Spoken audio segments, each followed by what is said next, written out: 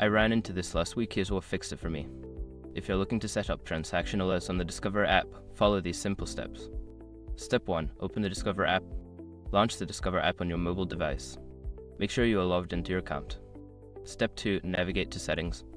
Once you're in the app, look for the Settings icon, usually found in the top right corner of the screen.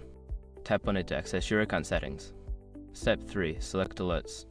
In the Settings menu, find and select the option labeled Alerts or Notifications. This is where you can manage your alert preferences. Step 4. Enable Transaction Alerts. Look for the toggle switch next to Transaction Alerts and turn it on. This will ensure you receive notifications for all transactions made with your card.